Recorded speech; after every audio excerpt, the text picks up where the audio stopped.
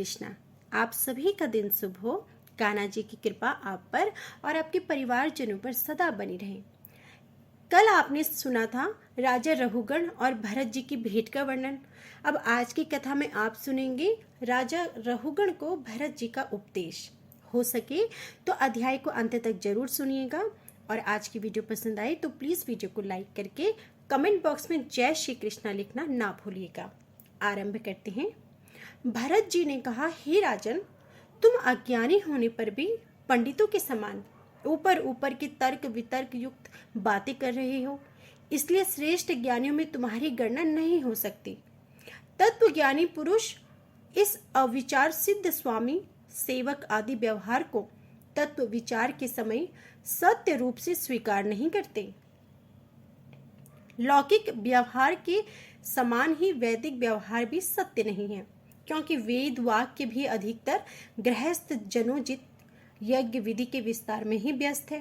राग द्वेष आदि दोषों से रहित विशुद्ध तत्व ज्ञान की पूरी पूरी अभिव्यक्ति प्रायः उनमें भी नहीं हुई है, जिसे गृहस्थ आदि यज्ञ कर्मों से प्राप्त होने वाला स्वर्ग आदि सुख स्वप्न के समान ही नहीं जान पड़ता। उसे तत्व ज्ञान कराने में साक्षात उपनिषद वाक्य भी समर्थ नहीं है। जब तक मनुष्य का मन सत्व रज अथवा तमोगुण के वशीभूत रहता है, तब तक वह बिना किसी अंकुश के उसकी ज्ञानेंद्रियां और कर्मों इंद्रिया से शुभाशुभ कर्म करता जाता है। यह मन वाश मनाए विषक युक्त गुणों से प्रेरित विकारी और भूत एवं इंद्रिय रूप 16 कलाओं में मुख्य है, और यही भिन्न भिन्न नामों से देवता और मनुष्य आदि रूप धारण करके शरीर रूप उपाधियों के भेद से जीव की उत्मता और अधमता का कारण होता है। यह मायामय मन संसार में क्रम से छलने वाला है। यह अपनी देह के अभिमानी जीव से मिलकर उसे कालक्रम से प्राप्त हुए सुख दुख और इनसे अतिरिक्त मोह रूप अवश्य भावी फलों की अभिव्यक्ति करता है। जब तक यह मन रहता है तभी तक जागृत और स्वप्न व्यवस्था का व्यवहार प्रकाशित होकर जीव का दृश्य बनता है। इसलिए पंडित जन मन को ही त्रिगुणमय अधम संसार का गुणातीत परमोत्कृष्ट मोक्ष पद का कारण बताते हैं। विषय आसक्त मन जीव को संसार संकट में डाल देता है।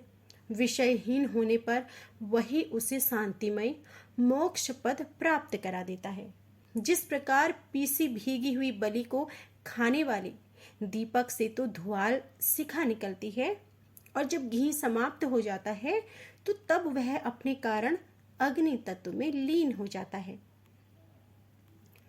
वीरवर 5 कर्मेंद्रियां, 5 ज्ञानेंद्रियां और 1 अहंकार, ये 11 मन की वृत्तियां हैं, तथा 5 प्रकार के कर्म, 5 तन्मांत्र और 1 शरीर, ये 11 उनके आधारभूत विषय कहे जाते हैं। गंध रूप स्पर्श रस और शब्द, ये 5 ज्ञानेंद्रियों के विषय में है। मल त्याग संभोग गमन भाषण और लेना देना आदि व्यापार, ये 5 कर्मों इंद्रियों के विषय हैं। तथा शरीर को यह मेरा है इस प्रकार स्वीकार करना अहंकार का विषय है। कुछ लोग अहंकार को मन की 12वीं वृत्ति और उसके आश्रय शरीर को 12वां विषय मानते हैं, और ये मन की 11 वृत्तियां द्रव्य स्वभाव आश्रय कर्म और काल के द्वारा सैकड़ों हजारों करोड़ों भेदों में परिणित हो जाती हैं। किंतु इनकी सत्ता क्षेत्रज्ञ आत्मा की सत्ता से ही है। ऐसा होने पर भी मन से क्षेत्र का कोई संबंध नहीं है। यह तो जीव को ही माया निर्मित उपाधि है।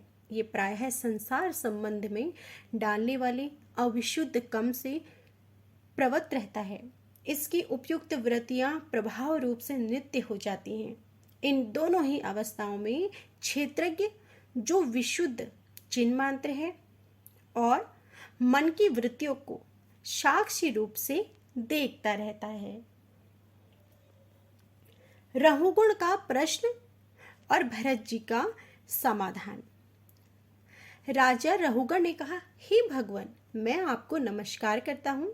आपने जगत का उद्धार करने के लिए ही यह देह धारण किया है। हे योगेश्वर, अपने परम आनंदमय स्वरूप का अनुभव करके आप इस स्थूल शरीर से उदासीन हो गए हैं तथा एक जड़ ब्राह्मण के वेश से नित्य ज्ञान में स्वरूप को जन साधारण की दृष्टि से ओझल किए हुए हैं। मैं आपको बारंबार नमस्कार करता हूँ। हे ब्राह्मण, जिस प्रकार ज्वर से पीड़ित रोगी के लिए मीठी औषधि और धूप से तपे हुए पुरुष के लिए शीतल जल अमृत तुल्य होता है, उसी प्रकार मेरे लिए, जिसकी विवेक बुद्धि को देह अभिमान स्वरूप विषैली सर्प ने डस लिया है, आपके वचन अमृतमय औषधि के समान है। देव, मैं आपसे अपने संशयों की निवृत्ति तो पीछे कराऊंगा। पहले तो इस समय आपने जो अध्यात्म योग में उपदेश दिया है उसी को सरल करके समझाइए। उसे समझने की मुझे बड़ी उत्कंठा है। हे योगेश्वर, आपने जो यह कहा कि भार उठाने की क्रिया तथा उससे जो श्रम रूप फल होता है वे दोनों ही प्रत्यक्ष होने पर व्यवहार मूल के ही हैं, वास्तव में सत्य नहीं है। तत्व विचार के सामने कुछ भी नहीं है। जो इस विषय में मेरा मन चक्कर खा रहा है, आपके इस कथन का मर्म मेरी समझ में तो नहीं आ रहा।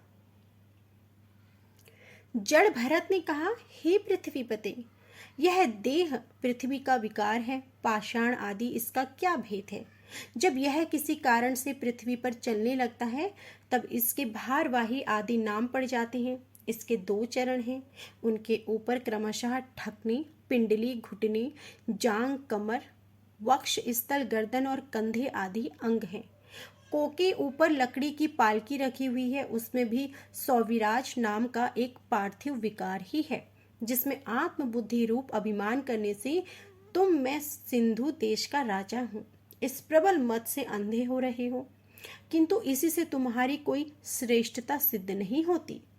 वास्तव में तो बड़ी क्रूर और भ्रष्ट ही हो। तुमने इन बेचारे दीन दुखिया कहारों को बेगार में पकड़कर पालकी में जोत रखा है और फिर महापुरुषों की सभा में बढ़ चढ़कर बातें बनाते हो कि मैं लोगों की रक्षा करने वाला हूँ। यह तुम्हें शोभा नहीं देता। हम देखते हैं कि संपूर्ण चराचर भूत सर्वदा पृथ्वी से ही उत्पन्न होते हैं और पृथ्वी में ही लीन हो जाते हैं। अतः उनके क्रिया भेद के कारण जो अलग अलग नाम पड़ गए हैं, बताओ तो उनके सिवा व्यवहार का और क्या मूल है? इस प्रकार पृथ्वी शब्द का व्यवहार भी मिथ्या ही है।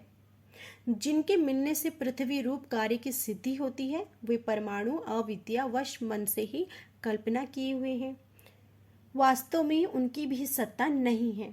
और इसी प्रकार जो भी कुछ पतला मोटा छोटा बड़ा कार्य कारण तथा चेतन अचेतन आदि गुणों से युक्त द्वैत प्रपक्ष है, उसे भी द्रव्य स्वभाव आश्यकाल और कर्म आदि नामों वाली भगवान की माया का ही कर्म समझो। विशुद्ध परमार्थ रूप अदित्य तथा भीतर बाहर के भेद से रहित परिपूर्ण ज्ञान ही सत्य वस्तु है। वह सर्वत्र और निर्विकार है, उसी का नाम भगवान है और उसी को पंडित जन वासुदेव कहते हैं।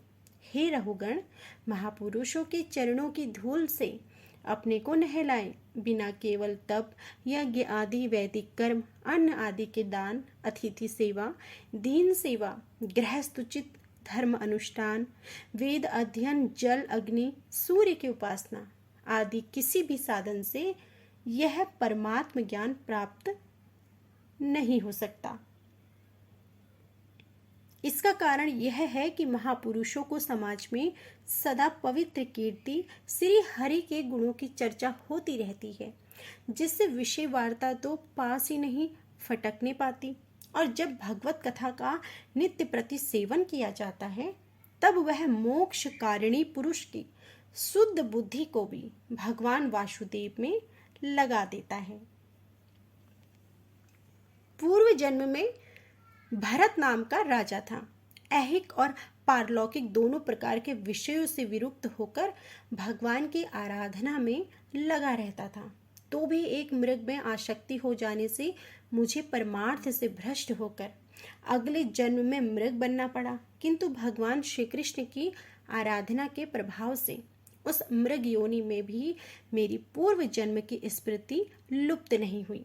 इसी से अब मैं जन संसर्ग से डरकर सर्वदा असंग भाव से गुप्त रूप से ही विचरता रहता हूँ।